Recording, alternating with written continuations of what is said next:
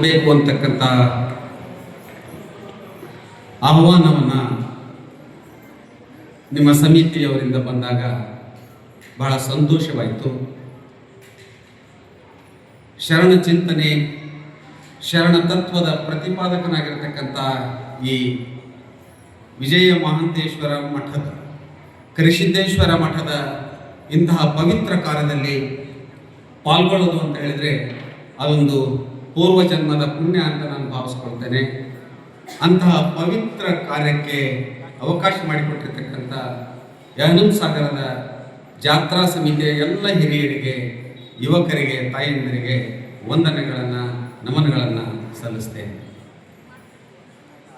ಬಹುಶಃ ಈ ಜಾತ್ರೆ ಅಂತ ಹೇಳಿದ್ರೆ ನಾವೊಂದು ಉತ್ಸವ ಅಂತ ನಾವು ತಿಳ್ಕೊಳ್ತೇವೆ. ಒಂದು ಜಾತ್ರೆಯಲ್ಲಿ ಭಕ್ತಿ ಇದೆ, ಆ ಜಾತ್ರೆಯಲ್ಲಿ ಸಂಸ್ಕೃತಿಯ ರಕ್ಷಣೆ ಇದೆ, ಆ ಜಾತ್ರೆಯಲ್ಲಿ ಸಮಾಜದ ಐಕ್ಯತೆ ಇದೆ, ಸಮಾಜದಲ್ಲಿ ಶರಣ ತತ್ವಗಳ ಪ್ರತಿಪಾದನೆ ಇದೆ. ಇದೊಂದು ಸೌಹಾರ್ದತೆಯ ತಾಣ ಇವತ್ತು ಜಾತ್ರೆ. ಆ ಶರಣ ಚಿಂತನೆ, ಶರಣ ಕಲ್ಪನೆ ಏನಿತ್ತು,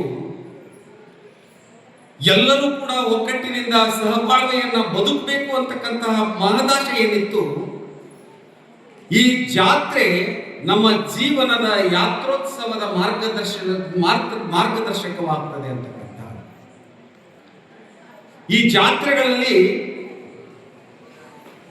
ಪುರಾಣ ಪ್ರವಚನಗಳ ಮೂಲಕ ಅಂತರಂಗದ ಶುದ್ಧಿಗೆ ಒತ್ತನ್ನು ಕೊಟ್ಟಿರ್ತಕ್ಕಂತಹದ್ದು ನಮ್ಮ ಶರಣ ತತ್ವ. ಆ ಕಾರಣಕ್ಕಾಗಿ ಕೇವಲ ಬಹಿರಂಗವಾಗಿ ನಾವು ಏನನ್ನ ಗಳಿಸಿದ್ರು ಕೂಡ ಅಂತರಂಗದ ಪರಿಶುದ್ಧತೆ ಬೇಕು ಅಂತಕ್ಕಂತಹ ಕಾರಣಕ್ಕಾಗಿ ಇವತ್ತು ಈ ಪ್ರವಚನ ಏನಿದೆಯಲ್ಲ, ಸಂಸ್ಕಾರ ಕೊಡ್ತಕ್ಕಂತಹ ಕೆಲಸ, ಸಂಸ್ಕಾರವನ್ನು ಕೊಡ್ತಕ್ಕಂತಹ ಕೆಲಸ. ಅದು ಎಂತಹ ಸಂಸ್ಕಾರ ಅಂತಂದ್ರೆ ನಮ್ಮ ಮನಸ್ಸಿಗೆ ಸಂಸ್ಕಾರವನ್ನು ಕೊಡ್ತಕ್ಕಂತಹ ಕೆಲಸವನ್ನ ಇವತ್ತು ನಮ್ಮ ಶರಣ ಪರಂಪರೆಯ ಮಠಗಳು ಇವತ್ತು ರಾಜ್ಯದಲ್ಲಿ ಮಾಡ್ತಾ ಇರತಕ್ಕಂಥ ಅಂತಹ ಪವಿತ್ರವಾಗಿರ್ತಕ್ಕಂತಹ ಕಾರ್ಯದಲ್ಲಿ ನಾವೆಲ್ಲರೂ ಕೂಡ ಇವತ್ತು ಭಾಗಿಯಾಗಿದ್ದೇವೆ ಅಂತಕ್ಕಂಥ ಆ ಪವಿತ್ರವಾಗಿರ್ತಕ್ಕಂತಹ ಭಕ್ತಿಯ ಶಕ್ತಿ ಇವತ್ತು ಮೇಳೈಸಿದ ಕಾರಣಕ್ಕಾಗಿ ಇವತ್ತು ಇಷ್ಟು ಯಾತ್ರೋತ್ಸವ, ಇವತ್ತು ಪವಿತ್ರವಾಗಿರ್ತಕ್ಕಂತಹ ಯಾತ್ರೋತ್ಸವದಲ್ಲಿ ಇವತ್ತು ತಾವು ಪಾಲ್ಗೊಂಡಿರ್ತಕ್ಕಂಥ, ಇವತ್ತು ಸಂಕೀರ್ಣವಾಗಿರ್ತಕ್ಕಂತಹ ಈ ಲೌಕಿಕ ಬದುಕಿನಲ್ಲಿ ಇವತ್ತು ಜಾತಿ, ಮತ, ಪಂಥದ ಸೀಮಿತ ಕಲ್ಪನೆಯಲ್ಲಿ ಇವತ್ತು ವಾತಾವರಣ ಕಲುಷಿತವಾಗಿರ್ತಕ್ಕಂಥ, ನಮಗರಿವಿಲ್ಲದಂತೆ ಇವತ್ತು ಅಧಪತನಕ್ಕೆ ನಾವು ಇಳಿತಾ ಇರ್ತಕ್ಕಂಥ ಇಂತಹ ಸಂದರ್ಭದಲ್ಲಿ ಶರಣರ ಸಂದೇಶಗಳು, ತತ್ವಗಳು ಇವತ್ತು ನಮ್ಮ ಬದುಕಿನಲ್ಲಿ ಹೊಸ ಹುಣ್ಣಿಮೆಯಂತೆ ಬೆಳಕಾಗಿ ಇವತ್ತು ಬರಬೇಕಾಗಿರ್ತಕ್ಕಂಥದ್ದು. ಆ ಕಾರಣಕ್ಕಾಗಿ ಇವತ್ತು ಪುರಾಣಗಳು ನಮ್ಮ ಬದುಕನ್ನು ಬದಲಾಯಿಸ್ತಕ್ಕಂತಹ, ಸಂಸ್ಕಾರವನ್ನು ಕೊಡ್ತಕ್ಕಂತಹ ಕಾರ್ಯವನ್ನ ಇವತ್ತು ಮಠಗಳು ಇವತ್ತು ಮಾಡ್ತಾ ಇದ್ದಾವಲ್ಲ, ಅದರಲ್ಲೂ ಕೂಡ ನೂರಾರು ವರ್ಷಗಳು. ಕರಿಸಿದ್ದೇಶ್ವರ ಮಠ ಅಂತ ಹೇಳಿದ್ರೆ ಶರಣ ಪರಂಪರೆಯ 12ನೇ ಶತಮಾನದ ಪೂರ್ವದಲ್ಲಿಯೇ ಕೂಡ ಬರ್ತಕ್ಕಂತಹದ್ದು ಇದು ಕರಿಸಿದ್ದೇಶ್ವರ ಮಠ ಅಂತಕ್ಕಂಥದ್ದನ್ನು ನಾವು ಅಭಿಮಾನದಿಂದ ಹೇಳಬೇಕು. ನೂರಾರು ಶರಣರು ಸಂತರು ಏನು ಈ ಮಾರ್ಗದರ್ಶನವನ್ನು ಏನು ಮಾಡಿದ್ರು, ಅದಕ್ಕೂ ಪೂರ್ವದಲ್ಲಿ ಈ ಕರಿಸಿದ್ದೇಶ್ವರದ ಮಠದ ಪರಂಪರೆಯನ್ನ ಗಮನಿಸಿದಾಗ ಅತ್ಯಂತ ಪ್ರಾಚೀನವಾಗಿರ್ತಕ್ಕಂತಹ ಮಠ, ಅಂತಹ ಮಠದ ಪರಂಪರೆಯನ್ನ ಇವತ್ತು ಹನುಮಸಾಗರದ ಎಲ್ಲ ಭಕ್ತರು, ಎಲ್ಲ ಯುವಕರು, ಎಲ್ಲ ತಾಯಂದಿರು ಇಂತಹ ಪರಂಪರೆಯನ್ನ ಮುಂದುವರಿಸಿದ್ದಾರಲ್ಲ, ಕಡೆ ನಿಜವಾಗ್ಲೂ ಕೂಡ ನೀವೇ ಪುಣ್ಯಾತ್ಮರು ಅಂತಕ್ಕಂತಹದ್ದನ್ನು ಮೊಟ್ಟ ಮೊದಲನೇದಾಗಿ ಹೇಳಿ ಬಯಸ್ತೇನೆ. ಯಾಕಂದ್ರೆ ಈ ಸಂಕೀರ್ಣವಾಗಿರ್ತಕ್ಕಂಥ ಭ್ರಾತೃತ್ವ ಭಾವನೆ ಇವತ್ತು ಮಾಯವಾಗ್ತಾ ಇರ್ತಕ್ಕಂಥ, ಭ್ರಾತೃತ್ವ ಭಾವನೆ ಮಾಯವಾಗಿ ಇವತ್ತು ದ್ವೇಷ, ಅಸೂಯೆಗಳ ಅಡಿಯಲ್ಲಿ ಇವತ್ತು ನಾವು ಸಮಾಜವನ್ನ ಅಧಪತನಕ್ಕೆ ಒಯ್ತಾ ಇದ್ದೇವೆ. ನಮಗರಿವಿಲ್ಲದಂತೆ ನಾವು ಕೂಡ ಕೆಳಗಡೆ ಅಧಪತನಕ್ಕೆ ಹೋಗ್ತಾ ಇರ್ತಕ್ಕಂಥದ್ದು. ಅದಕ್ಕೆ ಬೇಕಾಗಿರ್ತಕ್ಕಂಥದ್ದು ಏನಂದ್ರೆ ಸಂಸ್ಕಾರ ಅಂತಕ್ಕಂಥದ್ದು ಬೇಕು. ಆ ಸಂಸ್ಕಾರ ಇಲ್ಲದೆ ಹೊರತಾಗಿ ಮತ್ತೆ ನಾವು ನಮ್ಮನ್ನ ನಾವು ಅಧಪತನಕ್ಕೆ ಯಾಕೆ ಹೋಗ್ತಾ ಇದ್ದೀವಿ ಅಂತ ಹೇಳಿದ್ರೆ, ಸಂಸ್ಕಾರದ ಕೊರತೆಯ ಜೊತೆಯಾಗಿ ಈ ಪ್ರಪಂಚದ ಈ ವ್ಯವಸ್ಥೆ ಏನಿದೆಯಲ್ಲ, ಆ ಕಲುಷಿತವಾಗಿರ್ತಕ್ಕಂಥ ವ್ಯವಸ್ಥೆಗೆ ಸರಿದಾರಿಯನ್ನು ತೋರಿಸ್ತಕ್ಕಂಥ, ಸರಿದಾರಿಯಲ್ಲಿ ಹೋಗ್ತಕ್ಕಂಥ ಒಂದು ಮಾರ್ಗ ಯಾವುದು ಅಂತ ಹೇಳಿದ್ರೆ ಅದೇ ಶರಣ ಮಾರ್ಗ ಅಂತಕ್ಕಂಥದ್ದು. ಅದ ಶರಣ ಚಿಂತನೆ, ಶರಣ ಮಾರ್ಗ, ಶರಣ ಧರ್ಮ ಅಂತಕ್ಕಂಥ. ಇವತ್ತು 12ನೇ ಶತಮಾನದಲ್ಲಿರ್ತಕ್ಕಂಥ ಶರಣರು ಜಾತಿ ವ್ಯವಸ್ಥೆ ಇತ್ತು, ಅದನ್ನ ಜಾತ್ಯತೀತ ವ್ಯವಸ್ಥೆಯ ಪರಿಕಲ್ಪನೆಯಲ್ಲಿ ಹೊರಗೆ ತಂದಿರತಕ್ಕಂಥ, ಬಹುನಿರ್ಮಿತವಾಗಿರ್ತಕ್ಕಂಥ ಸಮುದಾಯವನ್ನು ಕಟ್ಟಿ ನಿಲ್ಲಿಸ್ತಕ್ಕಂಥವರು ಶರಣರು. ಅದರಲ್ಲೂ ಕೂಡ ಈ ಯಜಮಾನ ಸಂಸ್ಕೃತಿಯ ಬದಲಾಗಿ ಸಮೂಹ ಸಂಸ್ಕೃತಿಯನ್ನು ಪರಿಚಯಿಸತಕ್ಕಂಥವು. ಈ ಜಾತ್ರೆಯ ಪರಿಕಲ್ಪನೆ ಏನಿದೆಯಲ್ಲ, ಸಮೂಹ ಸಂಸ್ಕೃತಿ, ಎಲ್ಲ ಜಾತಿ, ಎಲ್ಲ ಸಮಾಜ, ಎಲ್ಲರೂ ಒಗ್ಗೂಡಿ ಮಾಡಿರ್ತಕ್ಕಂಥ ಈ ಒಂದು ಏನು ಯಾತ್ರೆ ಇದೆಯಲ್ಲ, ಜಾತ್ರೆ ಇದೊಂದು ಮಹತ್ವಪೂರ್ಣವಾಗಿರ್ತಕ್ಕಂಥ. ಅವಾಗ ಏನಂತಂದ್ರೆ ಈ ದಾನ ಸಂಸ್ಕೃತಿ ಇದ್ದಂತಹ ಪರಿಸ್ಥಿತಿಯಲ್ಲಿ ದಾಸೋಹ ಸಂಸ್ಕೃತಿಯನ್ನು ಪರಿಚಯಿಸ್ತಕ್ಕಂಥ. ದಾನ ಸಂಸ್ಕೃತಿ ಅಹಂಭಾವ, ಅಹಂಕಾರ ಪ್ರತೀಕ. ಆದರೆ ದಾಸೋಹದ ಪರಿಕಲ್ಪನೆ ಏನಿದೆಯಲ್ಲ, ಇದು ಸೇವೆ ಮತ್ತು ಅತ್ಯಂತ ವಿನಮ್ರ ಭಾವದ ಸೇವೆ ಅಂತಕ್ಕಂಥದ್ದು. ಇವತ್ತೆಲ್ಲರೂ ನಾನು ಒಂದೇ ಹೇಳಿದೆ, ಈ ಜಾತ್ರೆ ಅಂತಕ್ಕಂಥದ್ದು ಕೇವಲ ಉತ್ಸವವಲ್ಲ, ಇದರಲ್ಲಿ ಕಾಯಕ ಇದೆ, ದಾಸೋಹ ಇದೆ, ಭಕ್ತಿ ಇದೆ, ಸೌಹಾರ್ದತೆ ಇದೆ, ಪ್ರೀತಿ ಇದೆ. ಇವು ಎಲ್ಲವುಗಳ ಮಿಲನವೇ ಇವತ್ತು ಜಾತ್ರೆ ಅಂತಕ್ಕಂತಹದ್ದನ್ನ ನಾವು ಇವತ್ತು ಅರ್ಥ ಮಾಡ್ಕೊಳ್ಳೋದು. ಇಂತಹ ಜಾತ್ರೆಗಳ ಮೂಲಕ ನಮ್ಮ ಬದುಕನ್ನ ಬದಲಾಯಿಸಿಕೊಳ್ಳಬೇಕಾಗಿರ್ತಕ್ಕಂಥದ್ದು. ಜಾತ್ರೆ ಒಂದು ನಿಮಿತ್ತ. ಶರಣರ ಕಲ್ಪನೆ ಏನಿತ್ತು ಅಂತಂದ್ರೆ ಎಲ್ಲರೂ ಒಗ್ಗಟ್ಟಾಗಿ ಬದುಕಬೇಕು, ಎಲ್ಲರೂ ಒಳ್ಳೆ ಉತ್ತಮರಾಗಿ ಕೌಟುಂಬಿಕ ಜೀವನದ ಜೊತೆಯಾಗಿ ಎಲ್ಲ ಸಮುದಾಯಗಳು ಒಟ್ಟುಗೂಡೋದು ಎಲ್ಲಿ ಅಂತ ಹೇಳಿದ್ರೆ ಇಂತಹ ಜಾತ್ರೋತ್ಸವದಲ್ಲಿ ಮಾತ್ರ ಅಂತಕ್ಕಂಥ ಅಂತಹ ಅಭಿಮಾನಪೂರ್ವಕವಾಗಿರ್ತಕ್ಕಂಥ ಜಾತ್ರೆಯನ್ನ ಅದ್ದೂರಿಯಾಗಿ ಇವತ್ತು ಏನು ನೀವು ಹನುಮಸಾಗರದ ಜನ ಇವತ್ತು ಆಚರಿಸಿ ಮಾಡ್ತಾ ಇದ್ದೀರಿ, ಪರಮ ಪೂಜ್ಯರ ನೇತೃತ್ವದಲ್ಲಿ ಅದೊಂದು ಅಭಿನಂದನಾರ್ಹ ಅಂತಕ್ಕಂಥದ್ದನ್ನ ನಾವು ಇವತ್ತು ಅಭಿಮಾನದಿಂದ ಹೇಳಬೇಕು ಅಂತಕ್ಕಂಥ. ಇವತ್ತು ವಿಶೇಷವಾಗಿ ಈ ಶರಣ ಧರ್ಮ ಹೇಗೆ ಅಂತ ಹೇಳಿದ್ರೆ, ಈ ಶರಣರ ಕಲ್ಪನೆ, ಶರಣರ ವಿಚಾರಗಳು ಹೇಗೆ ಅಂತಂದ್ರೆ ವ್ಯಕ್ತಿಯ ವ್ಯಕ್ತಿತ್ವದ ನಿರ್ಮಾಣಕ್ಕೆ ಹೆಚ್ಚು ಒತ್ತನ್ನು ಕೊಟ್ಟರು. ನಿಮ್ಮ ಮನಸ್ಸಿನ ವ್ಯಕ್ತಿ ನಿರ್ಮಾಣದ ಹೊರತಾಗಿ ನಿಮ್ಮ ಬದುಕನ್ನು ಕಟ್ಟಿಕೊಳ್ಳಲಿಕ್ಕೆ ಸಾಧ್ಯವಿಲ್ಲ ಅಂತಕ್ಕಂಥದ್ದನ್ನು ಅರಿತಿರ್ತಕ್ಕಂಥ ಶರಣರು ವ್ಯಕ್ತಿತ್ವದ ನಿರ್ಮಾಣ ಅಂತ ಹೇಳಿದ್ರೆ ನಿಮ್ಮ ಮನಸ್ಸಿಗೆ ಸಂಸ್ಕಾರವನ್ನು ಕೊಡ್ತಕ್ಕಂಥದ್ದನ್ನ ಕಂಡುಕೊಂಡಿರ್ತಕ್ಕಂಥ. ಅಂದ್ರೆ ನಾವು ಬಹಿರಂಗವಾಗಿ ಏನನ್ನ ಯಶಸ್ಸನ್ನ ಗಳಿಸಿದರೂ ಕೂಡ ಅಂತರಂಗದ ಶುದ್ಧಿ ಇಲ್ಲದೆ ಹೊರತಾಗಿ ಬಹಿರಂಗವಾಗಿ ಗಳಿಸಿರ್ತಕ್ಕಂಥ ಯಶಸ್ಸು ಗೌಣವಾಗ್ತದೆ. ಅಂತರಂಗದ ಪರಿಶುದ್ಧಿ ನಮಗೆ ಬಹಳ ಮುಖ್ಯವಾಗ್ತದೆ ಅಂತಕ್ಕಂಥದ್ದನ್ನು ಶರಣರು ಹೇಳಿರ್ತಕ್ಕಂಥ. ಅಂದ್ರೆ ನಮ್ಮ ವ್ಯಕ್ತಿಯ ಪರಿವರ್ತನೆಯ ಮೂಲ ನಮ್ಮ ಮನಸ್ಸು ಅಂತಕ್ಕಂಥ. ಆ ಮನಸ್ಸಿಗೆ ಸಂಸ್ಕಾರವನ್ನ ಕೊಡ್ತಕ್ಕಂಥ ಕೆಲಸವನ್ನ ಯಾವ ವ್ಯಕ್ತಿ ಮಾಡ್ತಾನೋ ಅವನು ಸಂಸ್ಕಾರವಂತ ಶರಣನಾಗಬಲ್ಲ ಅಂತಕ್ಕಂತಹದ್ದನ್ನ ಶರಣರು ತೋರಿಸಿಕೊಟ್ರು. ಇವತ್ತು ಶರಣ ಪರಂಪರೆಯಲ್ಲಿ ನೋಡಿ ನೀವು ಎಷ್ಟು ಮಾದರ ಹರಳೆಯನ್ನಿರಬಹುದು, ಡೋರ ಕಕ್ಕಯ್ಯನಿರಬಹುದು, ಈ ತುಳಿತಕ್ಕೊಳಗಾಗಿರ್ತಕ್ಕಂಥ ಎಲ್ಲ ಸಮುದಾಯದವರು ಸಂಸ್ಕಾರವಂತ ಶರಣರಾಗಬಲ್ಲರು ಅಂತಕ್ಕಂಥದ್ದನ್ನು ತೋರಿಸಿಕೊಟ್ಟಿರ್ತಕ್ಕಂಥದ್ದು ಶರಣ ಧರ್ಮ. ಅದಕ್ಕಾಗಿ ಈ ಶರಣ ಧರ್ಮ ಹೆಚ್ಚಿಗೆ ಒತ್ತು ಕೊಟ್ಟಿರ್ತಕ್ಕಂತಹದ್ದು ನಮ್ಮ ಅಂತರಂಗದ ಮನಸ್ಸಿನ ಸಂಸ್ಕಾರಕ್ಕೆ ಹೆಚ್ಚು ಒತ್ತನ್ನು ಕೊಟ್ಟರು ಅಂತಕ್ಕಂತಹದ್ದನ್ನ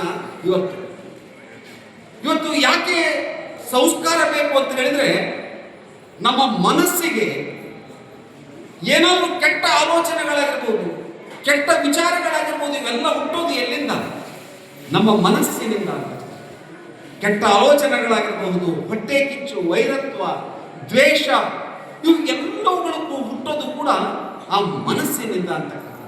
ಆ ಮನಸ್ಸಿನ ಸಂಸ್ಕಾರ ಇವತ್ತು ಆ ಸಂಸ್ಕಾರವನ್ನು ಕೊಟ್ಟಾಗ ಅದು ಬದಲಾಗ್ತದೆ ಅಂತಕ್ಕಂಥದ್ದನ್ನು ಹೇಳ್ತಾನೆ. ರಸಲ್ ಅಂತಕ್ಕಂಥ ಒಬ್ಬ ತತ್ವಜ್ಞಾನಿ ಒಂದು ಮಾತನ್ನು ಹೇಳ್ತಾನೆ. ಏನು ಹೇಳ್ತಾರೆ ಅಂದ್ರೆ, ನಮ್ಮ ಆಲೋಚನಾ ಶಕ್ತಿ ನಮ್ಮ ಹೊಟ್ಟೆ ಕಿಚ್ಚನ್ನು ಬದಲಾಯಿಸ್ತದೆ ಅಂತಕ್ಕಂಥ. ಸಕಾರಾತ್ಮಕವಾಗಿರ್ತಕ್ಕಂಥ ಆಲೋಚನೆ ಇದ್ರೆ ಸಕಾರಾತ್ಮಕವಾಗಿಯೇ ಬರ್ತದೆ, ಕೆಟ್ಟ ಆಲೋಚನೆ ಬಂದ್ರೆ ಅದು ಕೆಟ್ಟ ವಿಚಾರಗಳಿಗೆ ಹೋಗ್ತದೆ. ಅದಕ್ಕಾಗಿ ನಮ್ಮ ಆಲೋಚನಾ ಶಕ್ತಿ ಒಳ್ಳೆಯದಿತ್ತು ಅಂದರೆ ನಮ್ಮ ಕಾರ್ಯಗಳು ಕೂಡ ಒಳ್ಳೆಯದಾಗ್ತದೆ ಅಂತಕ್ಕಂತಹದ್ದನ್ನ ಶರಣರು ಚಿಂತನೆಯನ್ನು ಮಾಡಿರ್ತಕ್ಕಂಥದ್ದು ಹೇಳಿರ್ತಕ್ಕಂಥ. ಇವತ್ತು ಅಂತರಂಗದ ಶುದ್ಧಿಯ ಒಂದು ವಿಶಿಷ್ಟವಾಗಿರ್ತಕ್ಕಂಥ ಚಿತ್ರಣವನ್ನ ಶರಣರು ಕೊಡ್ತಾರೆ. ಈ ಅಂತರಂಗದ ಶುದ್ಧಿಗೆ ಮನಸ್ಸಿನ ಮೂಲ ಕಾರಣ ಅಂತಕ್ಕಂಥದನ್ನ ಹೇಳಿದ್ರೆ ಆ ಚಿತ್ರಣವನ್ನ ಹೇಗೆ ಹೋಲಿಸ್ತಾರೆ ಅಂತ ಹೇಳಿದ್ರೆ, ಈ ಮನಸ್ಸನ್ನ, ವ್ಯಕ್ತಿಯ ಮನಸ್ಸನ್ನ ಅತ್ತಿ ಹಣ್ಣಿಗೆ ಹೋಲಿಸ್ತಾರೆ ಶರಣರು. ಅತ್ತಿಯ ಹಣ್ಣಿಗೆ ಹೋಲಿಸ್ತಾರೆ. ಅತ್ತಿ ಹಣ್ಣು ನೋಡಿ ಹೇಗೆ ಕೆಂಪಾಗಿರ್ತದಲ್ವಾ, ಒಡೆದು ನೋಡಿದಾಗ ಅದರಲ್ಲಿ ಹುಳ ಕಾಣ್ತದೆ. ನಾವು ಬಹಿರಂಗವಾಗಿ ಅಂದವಾಗಿ ಕಾಣ್ತೇವೆ. ನಮ್ಮ ಮನಸ್ಸಿನಲ್ಲಿ ಹೇಗಿರ್ತದೆ ಅಂದ್ರೆ ಬರೀ ಕೆಟ್ಟ ವಿಚಾರಗಳು ಇರ್ತಕ್ಕಂಥ. ಅದು ಏನು ವಚನ ಹೇಳ್ತಾರೆ, ಎನ್ನ ಚಿತ್ತ ಅತ್ತಿಯ ಹಣ್ಣು ನೋಡಯ್ಯ, ವಿಚಾರಿಸಿದಡೆ ಏನು ಹುರುಳಿಲ್ಲವಯ್ಯ, ಪ್ರಪಂಚದಿ ಡಂಬಿನಲ್ಲಿ ಎನ್ನದೊಂದು ರೂಪು ಮಾಡಿ ನೀವಿರಿಸಿದಿರಿ ಅಂತ. ಬಹುಶಃ ಅತ್ತಿಯ ಹಣ್ಣು ಆ ಹೊರಗಡೆ ಕೆಂಪು ಕಂಡು ಒಳಗೆ ಹೇಗೆ ಹುಳ ಇರ್ತದೋ, ಬಹಿರಂಗವಾಗಿ ನಾವು ಏನನ್ನ ಪೋಷಾಕಗಳನ್ನು ಹಾಕಿ ಅಂದವಾಗಿ ಕಂಡ್ರು ಕೂಡ ಮನಸ್ಸಿನಲ್ಲಿರ್ತಕ್ಕಂತಹ ಆ ಕೆಟ್ಟ ವಿಚಾರಗಳು ಆ ಹುಳಗಳಂತೆ ಇರ್ತಕ್ಕಂಥದ್ದು ಪರಿಣಾಮಕಾರಿಯಾಗಿ ಬಹಿರಂಗವಾಗಿ ಕಾಣೋದಿಲ್ಲ, ಅದು ಆ ವ್ಯಕ್ತಿಗೆ ಕಾಣ್ತದೆ.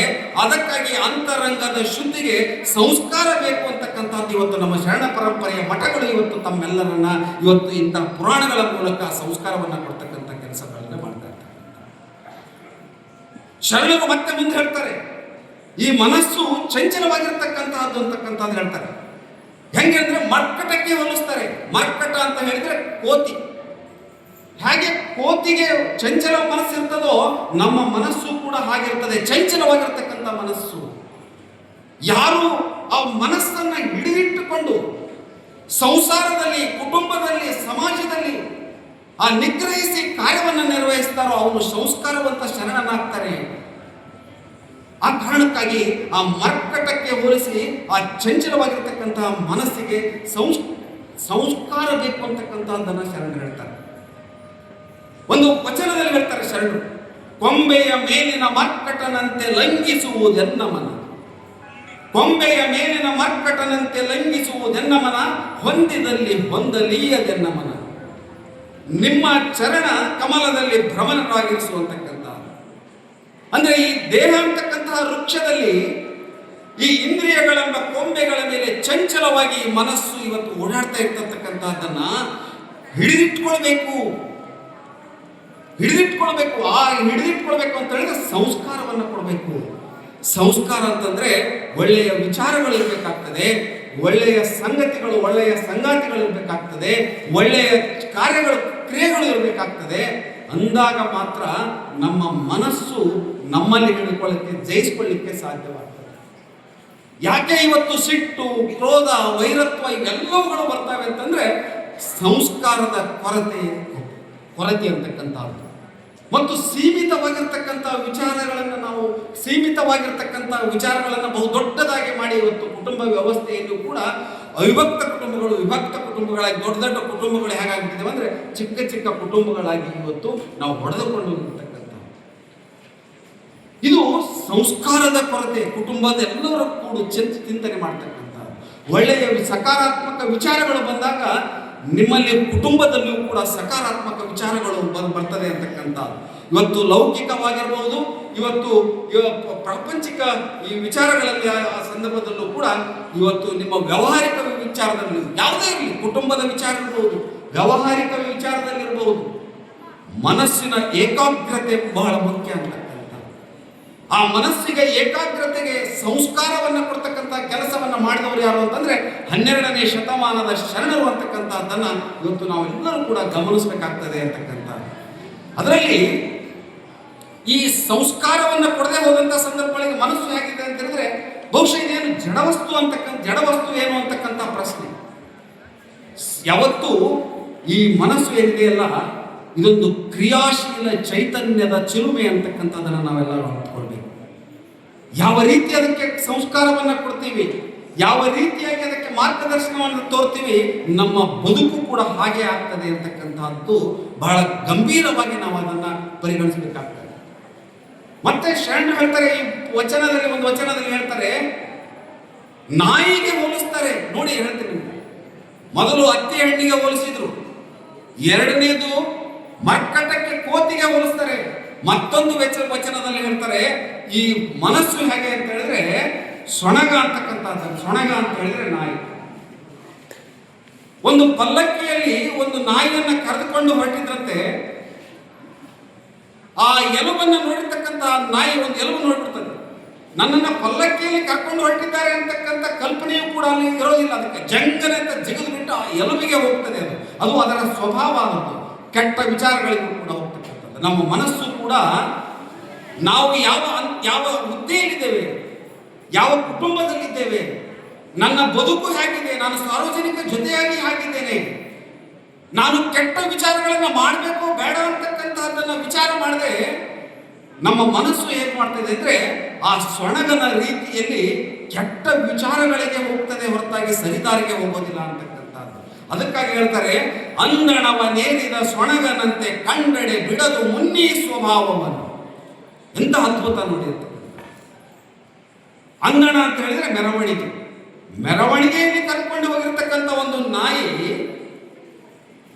ಆ ಒಂದು ಎಲುಬನ್ನು ನೋಡಿರ್ತಕ್ಕಂಥದ್ದನ್ನು ಜಂಡನೆ ಜಿಗಿದು ಆ ಎಲುಬಿಗೆ ಕೈ ಹಾಕ್ಲಿಕ್ಕೆ ಹೋಗ್ತದೆ. ಅದು ಅದರ ಸ್ವಭಾವ. ನಮ್ಮ ಮನುಷ್ಯನ ಮನಸ್ಥಿತಿಯು ಕೂಡ ಕೆಟ್ಟ ವಿಚಾರಗಳಿಗೆ ನಾವು ಹೋಗ್ತೇವೆ. ಒಳ್ಳೆಯ ವಿಚಾರಗಳು, ಸಂಸ್ಕಾರ, ಇಂಥ ಸಾಮೂಹಿಕ ಕಾರ್ಯಗಳಲ್ಲಿ ಪಾಲ್ಗೊಂಡಿರ್ತಕ್ಕಂಥ ಜೊತೆಯಾಗಿ ಬಂದ್ರೆ ನಮ್ಮ ಬದುಕೇ ಬದಲಾವಣೆ ಆಗ್ತದೆ ಅಂತಕ್ಕಂಥ. ನಮಗೆ ಅರಿವಿಲ್ಲದಂತೆ ನಾವು ಅಧಪತನಕ್ಕೆ ಯಾಕೆ ಇಳಿತಾ ಇದ್ದೇವೆ ಅಂತ ಹೇಳಿದ್ರೆ ನಮಗೆ ಸಂಸ್ಕಾರದ ಕೊರತೆಯಿಂದ, ನಮ್ಮ ಮನಸ್ಸಿನ ಚಂಚಲದ ಕೊರತೆಯಿಂದ. ಇದು ಮನಸ್ಥಿತಿ ಬದಲಾಗಬೇಕು ಅಂತಕ್ಕಂಥ. ನಮ್ಮ ಮನಸ್ಥಿತಿ ಪೂರ್ವಸ್ಥಿತಿಗಳು ಈ ಮಠ ಮಂದಿರಗಳಲ್ಲಿ ಇವತ್ತು ಯಾಕೆ ನಾವು ಸಂಪರ್ಕದಲ್ಲಿ ಇರಬೇಕು ಅಂತಕ್ಕಂಥದ್ದನ್ನ ನಾವು ಮಠ ಮಂದಿರಗಳನ್ನು ಬೆಳೆಸಬೇಕು. ಅದಕ್ಕೆ ಪೂರಕವಾಗಿ ಯಾಕೆಂತಂದ್ರೆ ಆ ಮಠ ಮಂದಿರಗಳನ್ನು ಮೆರೆಸೋದಕ್ಕಲ್ಲ, ಆ ಮಠ ಮಂದಿರಗಳ ಮೂಲಕ ನಾವು ಸಂಸ್ಕಾರವಂತ ಶರಣರಾಗುವ ಹಾದಿಯಲ್ಲಿ ನಡೀಲಿಕ್ಕೆ ದಾರಿ ಆಗ್ತದೆ ಅಂತಕ್ಕಂಥ. ಅದೊಂದು ದಾರಿಯನ್ನು ತೋರಿಸ್ತಕ್ಕಂಥ ಒಂದು ಮಾರ್ಗ, ಅದೊಂದು ಮಾರ್ಗ ಮಾತ್ರ. ಯಾಕಂತಂದ್ರೆ ಈ ನಮ್ಮ ಇವ್ರು ಹೇಳಿದ್ರು, ನಮ್ಮ ಮಲ್ಲಯ್ಯಜರು ದಿಕ್ಸೂಚಿ ಅಂತಕ್ಕಂಥದ್ದನ್ನು ಹೇಳಿದ್ರು. ದಿಕ್ಸೂಚಿ ಮಾತುಗಳು ಅಂತಕ್ಕಂಥ.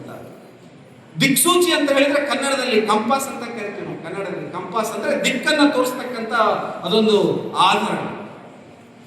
ನಾವು ಇವತ್ತು ಯಾವ ದಿಕ್ಕಿಗೆ ಹೋಗ್ಬೇಕಾಗಿದೆ ಅಂತಕ್ಕಂಥದ್ದನ್ನು ನೋಡಿ ಅದರಲ್ಲಿ ನಾನು ಅರ್ಥ ಮಾಡಿದೆ. ದಿಕ್ಸೂಚಿ ಅನ್ನೋ ಶಬ್ದವನ್ನ ಯಾಕೆ ಅದನ್ನು ಬಳಸಿದ್ದಾರೆ ಅಂತಕ್ಕಂಥದ್ದನ್ನು ಅಂದಾಗ ನನಗನಿಸ್ತು, ಯಾವ ದಿಕ್ಕಿನಡಿಯಲ್ಲಿ ನಾವೆಲ್ಲ ಸಾಧಬೇಕಾಗಿದೆ ಅಂತಕ್ಕಂಥದ್ದನ್ನ ಚಿಂತನೆ ಮಾಡಲಿಕ್ಕೆ ಇವತ್ತು ದಿಕ್ಸೂಚಿಯ ಶಬ್ದವನ್ನ ಬಹುಶಃ ಸಮಿತಿಯವರು ಕೊಟ್ಟಿದ್ದಾರೆ ಅಂತಕ್ಕಂಥದ್ದನ್ನು ನಾನು ಗಮನಿಸ್ತೇನೆ.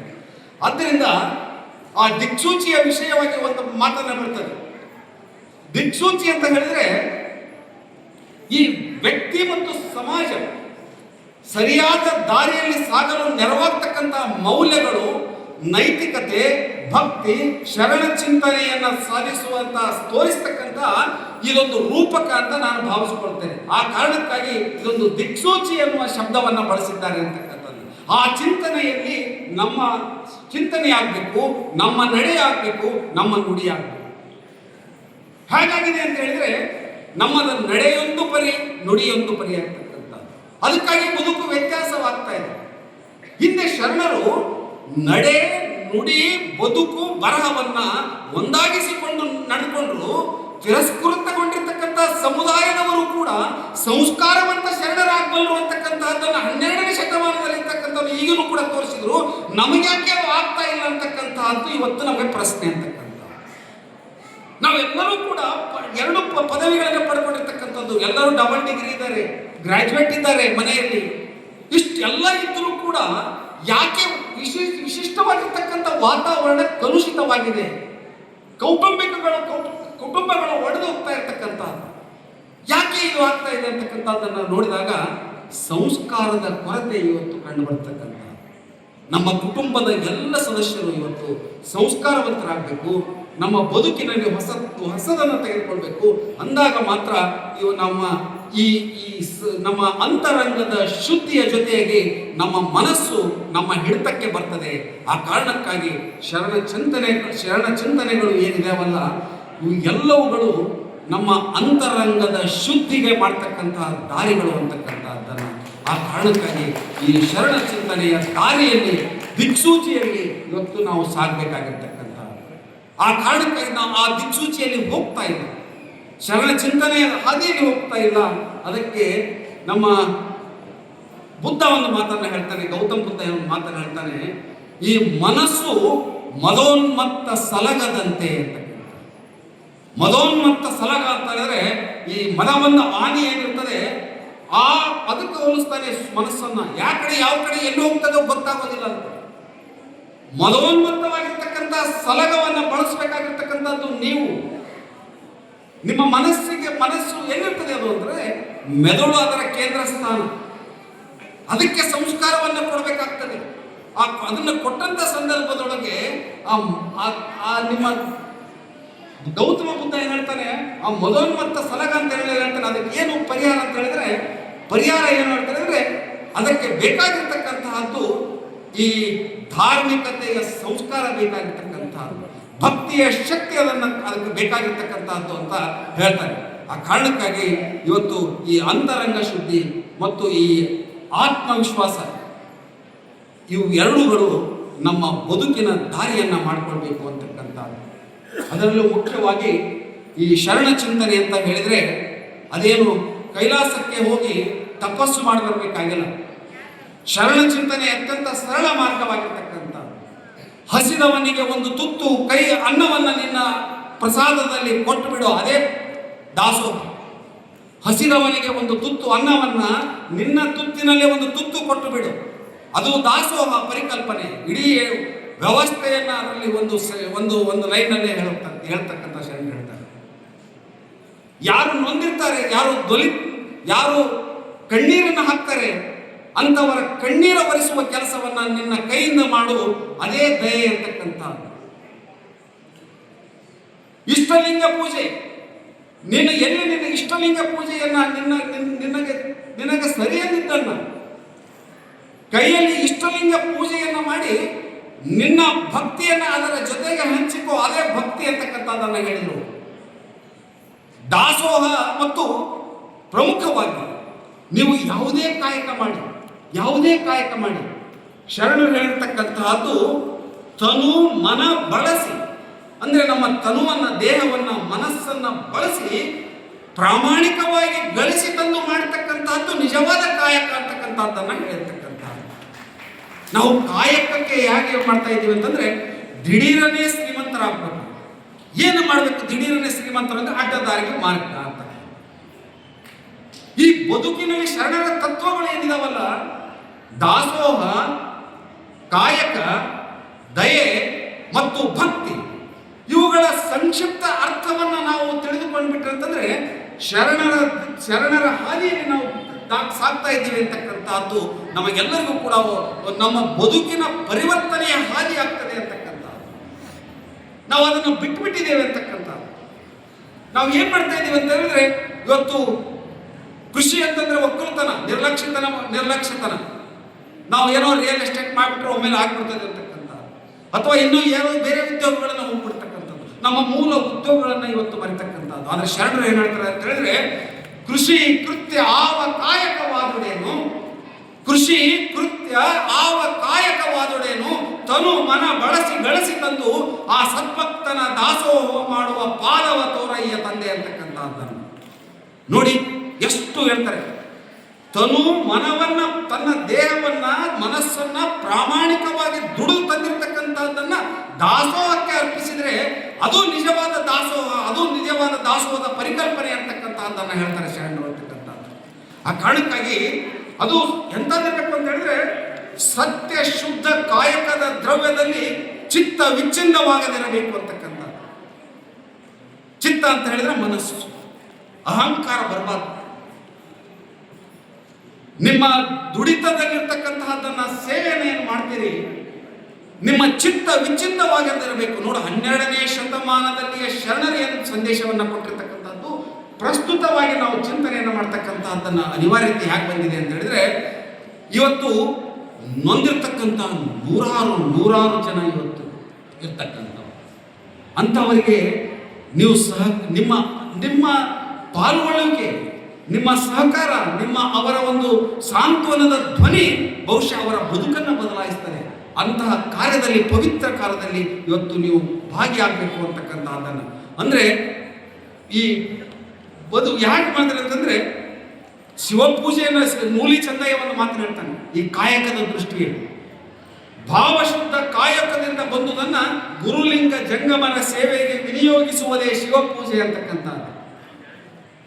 ಪ್ರಾಮಾಣಿಕವಾಗಿ ದುಡಿದಿರ್ತಕ್ಕಂಥ ತಂದು ಯಾರು ನೀವು ಭಕ್ತಿಯಿಂದ ನೀವು ಪೂಜೆಯನ್ನ ಅಥವಾ ನೀವು ಈ ಗುರು ಲಿಂಗ ಜಂಗಮ ಅಂತಕ್ಕಂಥದ್ದನ್ನು ಏನಿದೆ, ಗುರು ಅಂತ ಹೇಳಿದ್ರೆ ಇವತ್ತು ಗುರುವನ್ನ ನಾವು ಯಾವ ಗುರು ಹರ ಮುನಿದರು ಗುರು ಕಾಯುವನು ಅಂತಕ್ಕಂಥದ್ದು ಏನಿದೆ, ಆ ತತ್ವದಲ್ಲಿ ವಿಶಿಷ್ಟವಾಗಿರ್ತಕ್ಕಂಥ ಒಂದು ನೂಲಿಯ ಚಂದಯ್ಯ ಶಿವಪೂಜೆಯ ಕಲ್ಪನೆಯನ್ನ ಹೇಳ್ತಾನೆ. ಆ ದಾರಿಯಲ್ಲಿ ಇವತ್ತು ನಾವೆಲ್ಲರೂ ಕೂಡ ಸಾಕ್ತಾ ಇಲ್ಲ ಅಂತಕ್ಕಂತಹದ್ದನ್ನ ಇವತ್ತು ನಾವು ನೋಡ್ಬೇಕಾಗ್ತದೆ. ಇವತ್ತು ಕಾಯಕ, ಅದರಲ್ಲೂ ಕಾಯಕ ಅಂತ ಹೇಳಿದ್ರೆ ಯಾವುದೇ ಕಾಯಕವನ್ನ ಮಾಡಿ ನೀವು ಅದಕ್ಕೆ ಆಗಿರ್ತಕ್ಕಂಥ ಒಂದು ಪವಿತ್ರತೆ ಇರ್ತದೆ.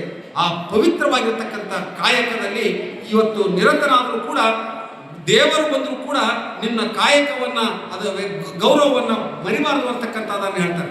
ಕಾಯಕದಲ್ಲಿ ನಿರತನಾದೊಡೆ ಗುರು ದರ್ಶನವಾದರೂ ಮರೆಯಬೇಕು, ಲಿಂಗ ಪೂಜೆಯಾದರೂ ಮರೆಯಬೇಕು, ಜಂಗಮ ಮುಂದಿದ್ದರೂ ಹಂಗು ಹರಿಯಬೇಕು, ಕಾಯಕವೇ ಕೈಲಾಸವಾದ ಕಾರಣ ಅಂತಕ್ಕಂಥ ಮಾತುಗಳನ್ನು ಹೇಳ್ತಾರೆ. ಅಂದ್ರೆ ಕಾಯಕಕ್ಕೆ ದಾಸೋಹದ ಪರಿಕಲ್ಪನೆಗೆ ಒಂದು ವಿಶಿಷ್ಟವಾಗಿರ್ತಕ್ಕಂಥ ಭಾಷ್ಯವನ್ನ, ಒಂದು ಅರ್ಥವನ್ನ ನಮ್ಮ ಶರಣರು ಕೊಟ್ಟಿರ್ತಕ್ಕಂಥದ್ದು. ಅದು ಯಾಕೆ ಅಂತ ಹೇಳಿದ್ರೆ ಅಂತಹ ಈ ಜಾತ್ರಾ ಕಾರ್ಯಕ್ರಮದಲ್ಲಿ, ಇಂತಹ ಪವಿತ್ರವಾಗಿರ್ತಕ್ಕಂತಹ ಜಾತ್ರಾ ಕಾರ್ಯಕ್ರಮದಲ್ಲಿ ನಿಸ್ವಾರ್ಥತೆಯಿಂದ ಎಲ್ಲರೂ ಕೂಡಿ ಜಾತ್ಯಾತೀತ ಕಲ್ಪನೆಯಿಂದ, ಸಹೋದರತ್ವದ ಮನೋಭಾವನೆಯಿಂದ ಎಲ್ಲರೂ ಸೇರಿ ತಮ್ಮ ಕೈಲಾದಷ್ಟ ಸೇವೆಯನ್ನು ಮಾಡ್ತೀರಿ. ಅದಕ್ಕೂ ಕಾಯಕ ಸೇವೆ, ಭಕ್ತಿಯನ್ನು ತಂದು ಇವತ್ತೇನು ಎಷ್ಟು ಜನ ಇವತ್ತು ಸಹಕಾರವನ್ನ ಕೊಟ್ಟಿದ್ದೀರಿ, ಅದು ದಾಸೋಹದ ಸೇವೆ. ಇವತ್ತು ಇಂತಹ ಪವಿತ್ರವಾಗಿರ್ತಕ್ಕಂಥ ಕಾರ್ಯದಲ್ಲಿ ತಾವೇನು ಪಾಲ್ಗೊಂಡಿದ್ದೀರಿ, ಅದೊಂದು ಪುಣ್ಯದ ಕೆಲಸ ಅಂತಕ್ಕಂಥದ್ದು. ಯಾವತ್ತೂ ಕೂಡ ಶರಣರು ಒಂದು ಮಾತನ್ನು ಹೇಳ್ತಾರೆ, ಪಾಪಿಯ ಧನ ಪ್ರಾಯಶ್ಚಿತ್ತಕ್ಕಲ್ಲದೆ ಸತ್ಪಾತ್ರಕ್ಕೆ ಅದು ಸಲ್ಲದು ಅಂತಕ್ಕಂಥ ಮಾತನ್ನು ಹೇಳ್ತಾರೆ. ಅಂದ್ರೆ ಕೆಟ್ಟ ಹಣ ಅದು ಯಾವತ್ತು ಅದು ಎಲ್ಲ ಅನ್ಯಾಯವಾಗಿ ಬಂದಿರುತ್ತೆ, ಅನ್ಯಾಯವಾಗಿ ಹೋಗ್ತದೆ. ನ್ಯಾಯವಾಗಿ ಬಂದಿರತಕ್ಕಂತಹದ್ದನ್ನ ನೀನು ಸದ್ವಿನಿಯೋಗ ಮಾಡಿದರೆ ನಿಜವಾಗ್ಲೂ ಕೂಡ ನಮಗೆ ಒಂದು ಪುಣ್ಯ ಬರ್ತದೆ. ಅದು ಯಾವುದೇ ಕಾರಣಕ್ಕೂ ಕೂಡ ನಮ್ಮ ಆ ಶಕ್ತಿ, ಆ ಕರಿಸಿದ್ದೇಶ್ವರನ ಶಕ್ತಿ ನಮ್ಮನ್ನ ಕಾಯ್ತದೆ ಅಂತಕ್ಕಂಥದ್ದನ್ನು ನಾವೆಲ್ಲರೂ ಕೂಡ ಮನಗಾಣಬೇಕು ಅಂತಕ್ಕಂಥ. ಯಾಕಂದ್ರೆ ಈ ಭಕ್ತಿಯ ಶಕ್ತಿ ಏನಿದೆಯಲ್ಲ ತಕ್ಷಣ ಸಿಗೋದು ಅಲ್ಲ. ನೀವು ಬಂದ ತಕ್ಷಣ ಇವತ್ತು ದಾಸೋಹ ಮಾಡಿ ಏನಾದರೂ ನಾಳೆ ಬಂದು ನಿಮ್ಗೆ ನನಗೆ ಹೊರಬೇಕು ಅಂತಕ್ಕಂಥದ್ದಲ್ಲ. ಅದು ಕ್ರಮೇಣವಾಗಿ ನಿನ್ನ ಕುಟುಂಬವನ್ನ, ನಿನ್ನ ಮಗುವನ್ನು, ನಿಮ್ಮ ಮಕ್ಕಳನ್ನ, ನಿಮ್ಮ ಕುಟುಂಬದ ಹಿತಚಿಂತನೆಯನ್ನ ಆ ಹಿಂದಿನ ಶಕ್ತಿ ಕಾಯ್ತಾ ಇರ್ತದೆ ಅದು ಅಂತಕ್ಕಂಥ ನಾವು ಎಷ್ಟೋ ಉದಾಹರಣೆಗಳನ್ನು ನೋಡುತ್ತೇವೆ. ಆ ಕಾರಣಕ್ಕಾಗಿ ಇವತ್ತು ಶರಣ ಪರಂಪರೆ, ಶರಣ ತತ್ವಗಳಲ್ಲಿ ಇವತ್ತು ನಾವು ಬದುಕನ್ನು ನಾವು ನಡೆಸ್ತಕ್ಕಂಥದ್ದು ಇವತ್ತು ಬೇಕಾಗಿದೆ ಅಂತಕ್ಕಂಥದ್ದು. ಅದರಲ್ಲೂ ಕೂಡ ಇವತ್ತು ಈ ಜೀವನದ ಸತ್ಯವನ್ನ ಹೇಗೆ ಹೇಳ್ತಾರೆ ಅಂತ ಅಂದ್ರೆ, ಈ ಒಂದು ಜೀವನದ ಸತ್ಯವನ್ನ ಒಂದು ಡೋಣಿಗೆ ಹೋಲಿಸ್ತಾರೆ. ಡೋಣಿ ಅಂತ ಹೇಳಿದ್ರೆ ಈ ಹಡಗು ಅಂತ ಕರಿತೀರಲ್ಲ, ಅದಕ್ಕೆ ಡೋಣಿ ಅಂತ ಕರಿತೀವಿ. ಆ ಡೋಣಿಗೆ ಹೋಲಿಸ್ತಾರೆ ಈ ಜೀವನದ ಸತ್ಯವನ್ನ. ಬದುಕೆಂಬುದು ಕಷ್ಟ, ಸುಖ, ನಲಿವು, ನೋವುಗಳ, ಸಮಸ್ಯೆಗಳ ಸಾಗರದಲ್ಲಿ ಚಲಿಸುವ ಡೋಣಿ. ಬೇರೆಯವರು ಚಲಾಯಿಸಿ ದಡ ಸೇರುತ್ತಾರೆಂಬ ಭ್ರಮೆ ಬೇಡ, ನಿನ್ನ ಡೋಣಿಗೆ ನೀನೇ ನಾವಿಕ ಅಂತಕ್ಕಂಥ. ಇನ್ನೊಬ್ಬರು ನಮ್ಮ ಜೀವನವನ್ನು ನಡೆಸ್ತಾರೆ ಅಂತಕ್ಕಂಥ ಭ್ರಮೆ ಬೇಡ. ಈ ಜೀವನ ಹೇಗಿದೆಯಲ್ಲ, ಸಮಸ್ಯೆಗಳು ಇರಲಾರ್ದವ್ರು ಯಾರಿದ್ದಾರೆ? ಕೋಟ್ಯಾಧೀಶ್ವರಾಗಿರ್ತಕ್ಕಂಥ ಟಾಟಾ ಬಿರ್ಲಾ ಅಂತ ಏನು ಹೇಳ್ತೀವಿ ಅಂಥವ್ರು ಕೂಡ ಸಮಸ್ಯೆಗಳ ಸುಳಿಯಲ್ಲೇ ಇರ್ತಕ್ಕಂಥ. ಅವ್ರ ಹಣ ಇರ್ಬೋದು, ಆರೋಗ್ಯ ಸರಿನೇ ಇಲ್ಲ, ಅದ್ರ ಚಿಂತೆ ನೋಡ್ತಾ ಇರ್ತೀರಿ ನೀವು ಇಲ್ಲ ಅಂತ. ಸಮಸ್ಯೆಗಳ ಸುಳಿಯಲ್ಲಿ ಇವತ್ತು ಎಲ್ಲರಿಗೂ ಬಿಟ್ಟಿದ್ದಲ್ಲ, ಇದು ಯಾರಿಗೂ ಬಿಟ್ಟಿದ್ದಲ್ಲ, ಕೋಟ್ಯಾಧೀಶರಿಗೂ ಬಿಟ್ಟಿದ್ದಲ್ಲ, ಬಡವರಿಗೂ ಬಿಟ್ಟಿರ್ತಕ್ಕಂಥದ್ದಲ್ಲ. ಅದನ್ನ ಮೆಟ್ಟಿ ನಿಲ್ತಕ್ಕಂತಹ ಏನು ಮನೋಭಾವನೆ ಏನಿದೆಯಲ್ಲ, ಆ ಮೆಟ್ಟಿ ನಿಲ್ತಕ್ಕಂತಹ ಮನೋಭಾವನೆ ಒಂದು ಆ ಸಂಸ್ಕಾರದ ಮೂಲಕ ಬರ್ತದೆ ಅಂತಕ್ಕಂಥ, ಶರಣ ಚಿಂತನೆಯ ಮೂಲಕ ಬರ್ತಾ ಇದೆ ಅಂತಕ್ಕಂಥ. ನೀವು ಬಹುದೊಡ್ಡ ಅಂಗಡಿ ಯಾವುದೋ ಒಂದು ಪಾನ್ಗುಡಿ ಅಂಗಡಿ ಮಾಡ್ತಾ ಇರ್ತಾರೆ, ಒಂದು ಚಿಕ್ಕ ಪುಟ್ಟ ಅಂಗಡಿಯನ್ನು ಮಾಡ್ತಾ ನಿಮ್ಮ ಕುಟುಂಬವನ್ನ ಸಲ್ಲಿಸ್ತಾ ಇರ್ತಾರೆ. ಅವನಂತಹ ಪ್ರಾಮಾಣಿಕ ಬದುಕು ಮತ್ತೊಂದು ಇಲ್ಲ ಅಂತಕ್ಕಂಥದ್ದನ್ನು ಹೇಳಬೇಕಾಗ್ತದೆ. ಯಾಕಂದ್ರೆ ಚಿಕ್ಕದರಲ್ಲೂ ಕೂಡ ಅದರಲ್ಲಿ ಸಂತೃಪ್ತಿಯನ್ನು ಕಂಡು ತನ್ನ ಕುಟುಂಬವನ್ನ ಸಲ್ಲುತ್ತಾರಲ್ಲ, ಆ ದೊಡ್ಡ ಏನು ಕೋಟ್ಯಾಧೀಶ್ವರರ ಕುಟುಂಬಕ್ಕಿಂತಲೂ ಕೂಡ ಆ ಚಿಕ್ಕ ಕುಟುಂಬ ಏನು ತನ್ನ ಕುಟುಂಬವನ್ನ ಇದ್ದುದರಲ್ಲಿ ಸಲ್ಲಿಸ್ತಾ ಇಲ್ಲ, ಅದು ನಿಜವಾದ ಕಾಯಕ ಅಂತಕ್ಕಂಥದ್ದನ್ನ ನಾವು ಗಮನಿಸಬೇಕಾಗ್ತದೆ. ಅಂತಹ ಕಷ್ಟ ಸುಖ ಇವೆಲ್ಲವೂ ನೋವುಗಳ ಮಧ್ಯೆ ನಾವು ಈಜಿ ಇವತ್ತು ಹೊರಬರಬೇಕಾಗಿರ್ತಕ್ಕಂಥದ್ದು ಏನಂತಂದ್ರೆ ಅದು ಶರಣ ಚಿಂತನೆ, ಶರಣ ತತ್ವ. ಇಂತಹ ಮಠ ಪರಂಪರೆಗಳಲ್ಲಿ, ಪುರಾಣಗಳಲ್ಲಿ ಪಾಲ್ಗೊಳ್ಳುವ ಮೂಲಕ ನಮ್ಮನ್ನು ನಾವು ಬದಲಾಯಿಸಿಕೊಳ್ತಕ್ಕಂಥದ್ದು ನಿಜವಾದ ಪರಿವರ್ತನೆ ಆಗ್ತದೆ ಅಂತಕ್ಕಂಥದ್ದನ್ನು ಇವತ್ತು ನಾವು ನೋಡಬೇಕಾಗ್ತದೆ. ಒಂದು ಮಾತ್ರ ನಾವು ಗಮನದಲ್ಲಿರಬೇಕು. ಇವತ್ತು ಹೇಗಂತಂದ್ರೆ ನಮ್ಮ ಬದುಕಿನಲ್ಲಿ ಇವತ್ತು ಸಮಯ, ಅಧಿಕಾರ, ಹಣ ಮತ್ತು ನಮ್ಮ ಶರೀರ ಇವತ್ತು ಯಾವುದೂ ನಮ್ಮ ಕೈಯಲ್ಲಿ ಇರೋದಿಲ್ಲ ಅಂತಕ್ಕಂಥದ್ದು, ಇದು ಯಾವುದೂ ಶಾಶ್ವತವಲ್ಲ ಅಂತಕ್ಕಂಥದ್ದನ್ನ ಇವತ್ತು ನಾವು ಅರಿತುಕೊಳ್ಬೇಕು ಅಂತಕ್ಕಂಥದ್ದು. ಬದುಕಿನ ಪರಿವರ್ತನೆ ಬರಬೇಕಾಗಿತ್ತು ಅಂದ್ರೆ ಈ ಸತ್ಯವನ್ನು ತಿಳ್ಕೊಳ್ಬೇಕಾಗ್ತದೆ.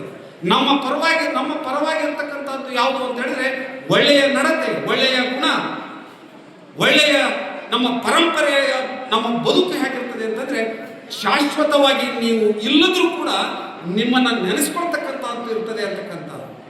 ಆ ಕಾರಣಕ್ಕಾಗಿ ಈ ಒಳ್ಳೆಯ ನಡತೆಗಳು, ಒಳ್ಳೆಯ ಗುಣ ಮತ್ತು ಈ ಸಂಸ್ಕಾರ ಪಡೆದುಕೊಂಡು ಈ ದಾಸೋಹದ ಮತ್ತು ಕಾಯಕದ ಪರಿಕಲ್ಪನೆಯಲ್ಲಿ ನೊಂದವರಿಗೆ ಧ್ವನಿಯಾಗಿ ನೀವು ಸಾವಿರಾರು ಜನರಿಗೆ ಮಾಡಬೇಕು ಅಂತ ಏನಿಲ್ಲ.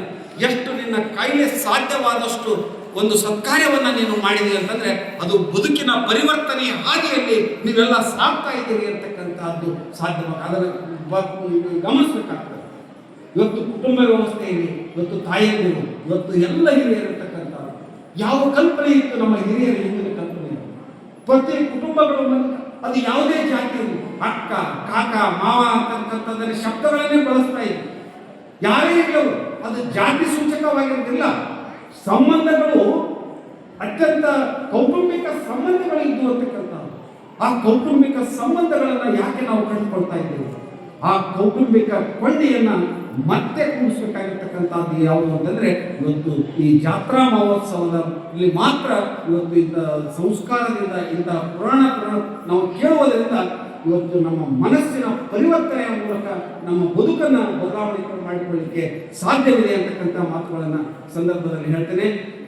ಜೊತೆಯಾಗಿ ನಾವು ಈ ಗುರುವನ್ನ ವಿಜಯಮಾಂತ ಪೂಜ್ಯರನ್ನು ಇವತ್ತು ಇಷ್ಟು ವರ್ಷಗಳ ಕಾಲ ಇವತ್ತು ಅವ್ರಿಗೆ ಅವ್ರ ಆಸ್ತಿ, ಅವರೆಲ್ಲ ಪ್ರಾಪರ್ಟಿ ನೋಡಿದ್ರೆ ಯಾರ್ಯಾರೋ ಎಲ್ಲೆಲ್ಲೋ ಕೈಗೆ ಹೋಗ್ಬಿಟ್ಟಿದೆ. ಬಹುಶಃ ನಮ್ಮ ಕೊಪ್ಪಳ ಜಿಲ್ಲೆಯಲ್ಲಿ ಅತಿ ಹೆಚ್ಚು ಆಸ್ತಿ, ಅತಿ ಹೆಚ್ಚು ಮಠಗಳು ಇರತಕ್ಕಂಥದ್ದು ಅಂತ ಹೇಳಿದ್ರೆ ನಿಮ್ಮ ವಿಜಯ ಮಹಾಂತೇಶ್ವರ ಮಠ ಅಂತಕ್ಕಂಥದ್ದು ಎಲ್ಲರ ಅಭಿಮಾನದಿಂದ ಹೇಳಬೇಕಾಗ್ತದೆ.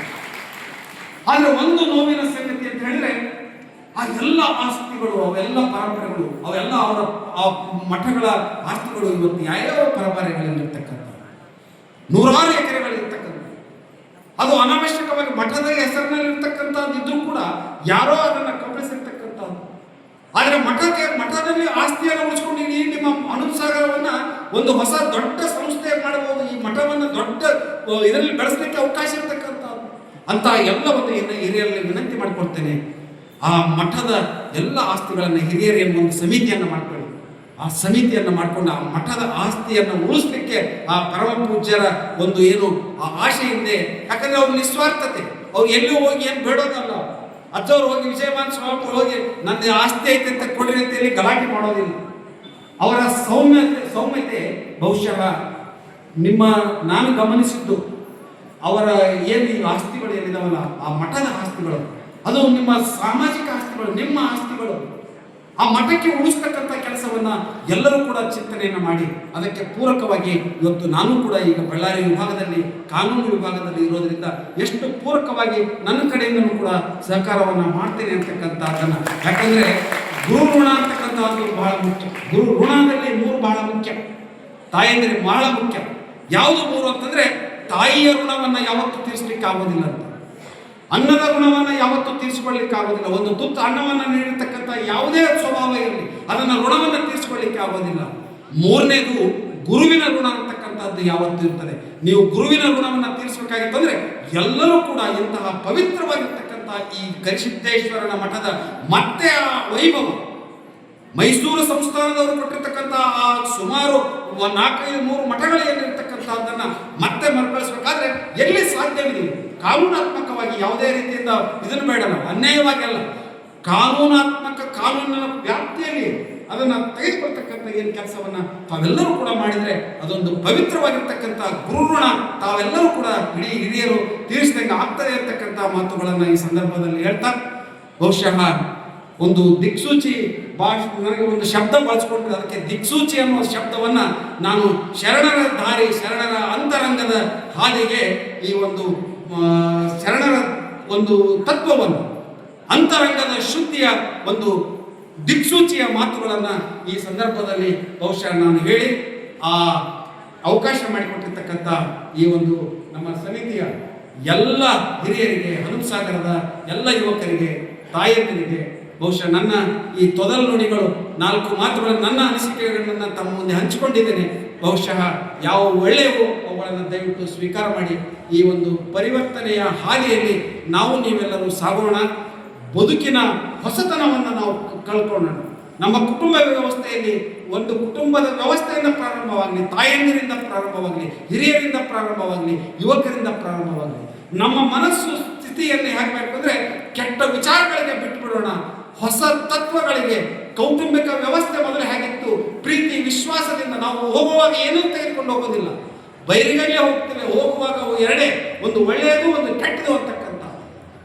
ಒಂದು ಒಳ್ಳೆಯದು ಕೆಟ್ಟದು ಹೇಗಿದ್ದ ಅಂತಕ್ಕಂಥದ್ದನ್ನು ನೋಡ್ತೇವೆ ಹೊರತಾಗಿ ಆತನ ವೈಭವೀಕರಣ ಅಥವಾ ಬಹಳ ಕೋಟ್ಯಾಧಿಪತಿ ಆಗಿದ್ದಪ್ಪ ಅಂತಂದ್ರೆ ಒಂದು 4 ಜನರಿಗೆ ಸಹಾಯ ಮಾಡಿದ್ರೆ ಅವನೇನು ಮನೆ ಏನು ಸಹಾಯ ಮಾಡೋದಕ್ಕೆ ಸಂತೋಷ ನಾವು ಮನೆ ಅಂತಾರೆ. ಅದೇ ನೀನು ಕಷ್ಟದಲ್ಲೂ ಕೂಡ 4 ಜನರಿಗೆ ಸಹಾಯ ಮಾಡಲಿ ಅಂತ ಹೇಳಿದ್ರೆ ಎಷ್ಟು ಪುಣ್ಯಾತ್ಮಕಣಪ್ಪ, ಎಲ್ಲರಿಗೂ ಸಹಾಯ ಮಾಡ್ತಾ ಇದ್ದಂತ ನೆನೆಸ್ಕೊಡ್ತಾರೆ. ಆ ಒಂದು ಪರಿವರ್ತನೆಯ ಹಾದಿಯಲ್ಲಿ ನಾವು ನೀವೆಲ್ಲರೂ ಕೂಡ ಸಾಗೋಣ ಅಂತಕ್ಕಂಥ ಮಾತುಗಳನ್ನು ಈ ಸಂದರ್ಭದಲ್ಲಿ ಹೇಳಿ ಈ ಕರಿಸಿದ್ದೇಶ್ವರನ ಒಂದು ಜಾತ್ರಾ ಮಹೋತ್ಸವಕ್ಕೆ ಚಾಲನೆಯನ್ನು ಕೊಟ್ಟು ನನ್ನನ್ನು ಕೂಡ ಈ ಒಂದು ಪವಿತ್ರ ಕಾರ್ಯದಲ್ಲಿ ಪಾಲ್ಗೊಳ್ಳಲು ಅವಕಾಶ ಮಾಡಿಕೊಟ್ಟಿರ್ತಕ್ಕಂಥ ನಮ್ಮ ಮಲ್ಲಯ್ಯ ಕುಮಾರಿ ಅವರಿಗೆ ಇವತ್ತು ಬಂದ ತಕ್ಷಣ ನಮ್ಮ ಅಕ್ಷಿಮಂದಿನ ಬೀಗರವರು ಬಂದ ತಕ್ಷಣ ಕಡುಬುಗಳನ್ನು ಹೊಡಿಸಿದ್ರು. ಎಲ್ಲರೂ ಅಷ್ಟು ಕಡುಬು ತಿನ್ನಿಸಿ ಎಲ್ಲ ನನ್ನ ಪ್ರೀತಿಯ ತಂಗಿ ಭಾಳ ಕಡುಬು ಮಾಡಿಬಿಟ್ಟಿದ್ದು. ಅಣ್ಣ ಜಾತ್ರೆಗೆ ಬರಕತ್ತಾರ ಅಂತ ಹೇಳಿದಾಗ ಎಷ್ಟು ನೋಡಿ ಪ್ರೀತಿ ಅಂತಕ್ಕಂಥದ್ದು ಇರ್ತದೆ. ಅಂದ್ರೆ ಅಣ್ಣ ಜಾತ್ರೆಗೆ ಬರ್ತಾನೆ ಅಂದ್ರೆ ಕಡುಬು ರೆಡಿ ಮಾಡಿಕೊಂಡು ಕೂತ್ಕೊಂಡು ಪ್ರಸಾದ ತೆಗೆಸ್ಕೊಡ್ತಾರೆ ಅಂದ್ರೆ ಅದಕ್ಕಿಂತ ತೃಪ್ತಿ ಮತ್ತೊಂದೇನಿಲ್ವಲ್ಲ. ಅಂತಹ ಪ್ರೀತಿ ವಿಶ್ವಾಸವನ್ನು ಗಳಿಸ್ತಕ್ಕಂಥ ಎಲ್ಲ ಕೌಟುಂಬಿಕ ವ್ಯವಸ್ಥೆಯನ್ನು ತಾವೆಲ್ಲರೂ ಕೂಡ ಮಾಡಬೇಕು ಅಂತಕ್ಕಂಥ ಮಾತುಗಳನ್ನು ಹೇಳಿ ಅವಕಾಶಕ್ಕಾಗಿ ತಮಗೆಲ್ಲರಿಗೂ ಕೂಡ ವಂದನೆ ನೆನಪಿಸಿ ಈ ನನ್ನ ಮಾಲ್ಕೋಡಿನ ಪರಮ ಪೂಜ್ಯರ ಪಾದಗಳನ್ನು ಶರಣು ಶರಣ.